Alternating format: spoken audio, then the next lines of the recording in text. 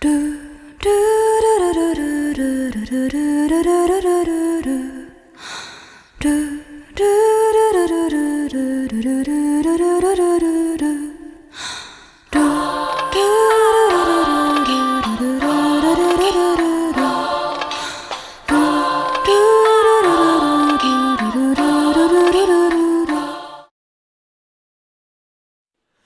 Marvin Gaye and get it on. You got the healing that I want, just like they say in the song. Until the dawn, let's Marvin Gaye and get it on.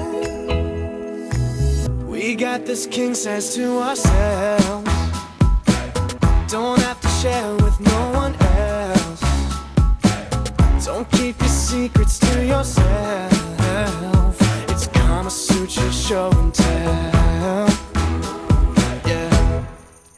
Whoa, there's loving in your eyes that pulls me closer.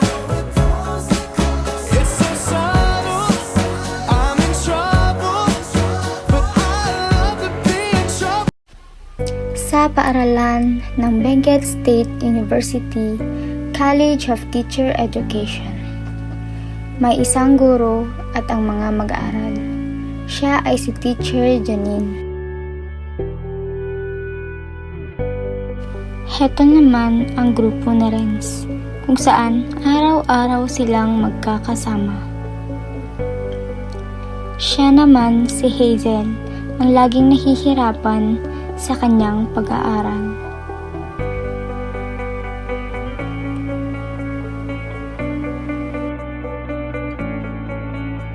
Ang grupo ni Renz ay laging nagtutulungan at walang naiiwan.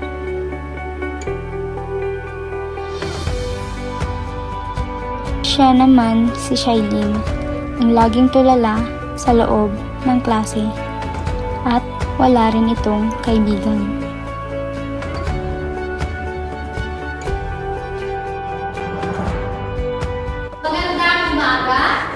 Magandang umaga po! Bago natin simulan ang bago natin aralin, maaari mo bang kolektahin ninyo yung mga takdang aralin? Opo, ma'am. May takdang aralin?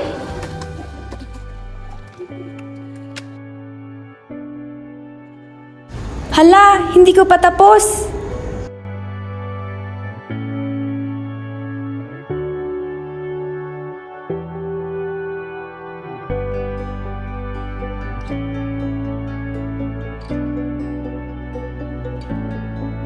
Para sa inyong aktibidad, nais pupunta kayo sa silid-aklatan at hanapin ang kahulugan ng mga salita nito. Pakibasa nga mga bata. Nakakapagpagpag, pahimakas, kundi man, tinatani, malauyo. Oh my guys! Apaka-basic yun!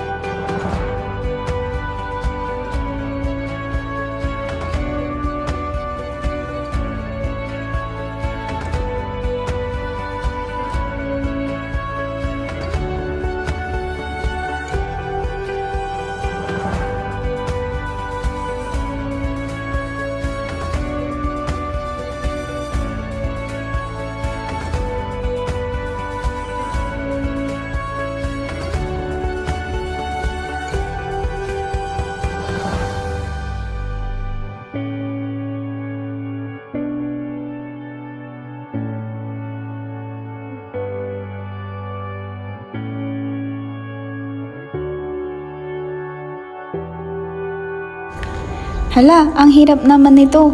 Hindi ko alam kung paano. Buti pa sila nagtutulungan. Lalapit ba ako? Ay, wag na pala, nakakahiya. Tama kaya itong binabasa ko?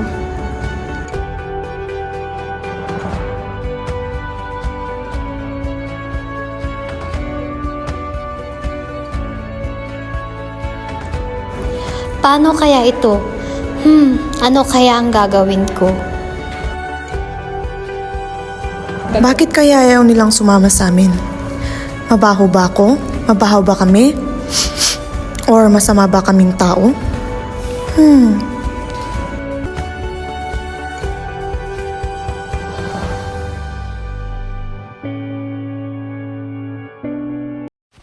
Kinabukasan, ang mga mag-aaral ay sabay-sabay na pumasok sa paaralan.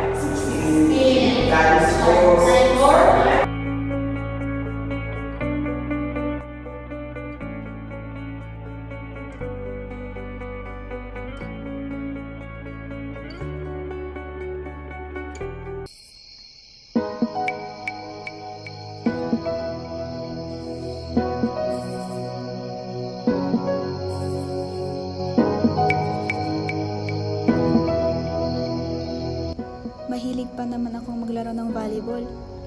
Paano kaya ako lalapit sa kanila?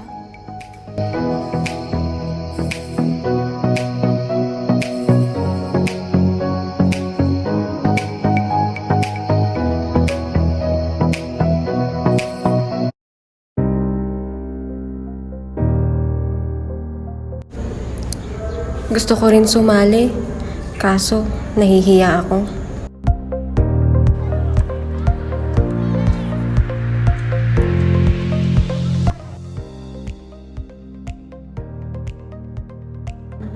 Para sa araw na ito ay may aktibidad tayong gagawin. Napansin ko na may mga pagsubok na dapat solusyonan. At ang aktibidad na ating gagawin ay natitiyak kong makakatulong sa bawat isa sa inyo. Ngayon, magkakaroon tayo ng aktibidad na pinamagatang Healing Stars from Sharing. Ngayon, nais kong pumunta lahat ng mga mag-aaral dito sa gitna. Kay Sir Shireen, nais kung pumunta ka dito sa gitna at bumuo kayo ng bilog.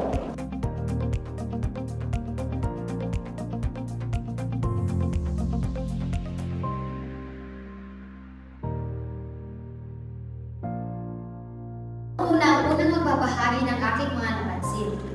Una, may napansin ako sa inyong mga kaklase na nahihiyang magtanong or magsabi kung ano ang kanyang idea or mga gustong sabihin. Napapansin ko din na meron sa inyo ang nahihirapan sa mga aktibidad o anumang gawain dito sa paaralan at sa loob ng silid-aralan. Ngayon, napansin ko na unti-unti itong nagbabago dahil kayo ay nagsasamang lahat at nagkakaisa. At bilang mga magkakamag-aral, nais kong ipagpatuloy niyo ang inyong ginagawa dahil ito ay makakatulong para sa bawat isa. Ngayon naman ay magtatawag ako ng susunod na magbabahagi ng kanyang mga gustong ibahagi. Jerica, gusto ko ikaw ang mauna. So, hi guys. Ako pala si Jerica. Hindi nyo pa akong kilala. Alam niyo naman, may mga iba dyan na parang introvert. Ako lang to, si Jerica. Gusto ko lang ibahagi ay ang aking napansin sa ating classroom ay may mga classmate kaming ayaw mag-share ng kanilang idea at nahihiya. Pero naisip ko na baka kami ay mabaho, kaya hindi nila kami ina-approach. Pero yun pala, malalaman natin kung ano talaga ang kanilang mga ibabahagi. So yun. Maraming salamat, Jerica. Ngayon naman, ang susunod na magbabahagi ay si Renz. Magandang umaga po sa ating lahat. Ako po si Renz Mar Milo, 18 years old. And kami mahilig sa sports, basketball, volleyball, o kahit ano pa. So, since kami po ay magkakaibigan, kung gusto niyo pong makipagkaibigan sa amin or may kailangan tayo is, huwag po kayong mag-alala. So, don't be shy, it's time to shine. Kahit po kami mukhang kawatan, hindi po kami gumagawa ng masama. Maraming salamat. Ako nga pala si Maricel na laging late sa klase pero never nag-absent. Then ako din ay isang palakaibigan dito sa aming classroom. And kung gusto niyo akong kaibiganin, lumapit lang kayo sa akin dahil hindi naman ako masungit at mabait naman ako. Okay, ako din po si Rhea. Alam niyo naman, palakaibigan na kong taon. Madali akong lapitan kapag kailangan niyo ng aking tulong. Kaya, nais kong kumanta ng isang awit na pinamagatang One Song. At ang awit na ito ay para sa inyo at para sa ating lahat. At ngayon, sisimulan ko na. Let me sing you this one song to let you know how much I really care for you. You've been my voice, so I can sing for you this one song. Just call on me, I'll be right there to see you through. You want my voice, so let me sing to you this one song. Hello po, ako po si Shailene. Nahihiya po akong lumapit sa aking mga kamag-aral kasi baka or mag-share ng ideas sa kanila kasi po baka mali po yung sagot ko or isi-share kong ideas tsaka baka pagtawanan nila yung aking sasabihin tsaka mahiyain po talaga ako. Hindi ako mahilig makihalubilo sa aking mga kamag-aral or sa bahay. Lagi lang akong nasa loob ng kwarto. Hello po, ako po si Hazel.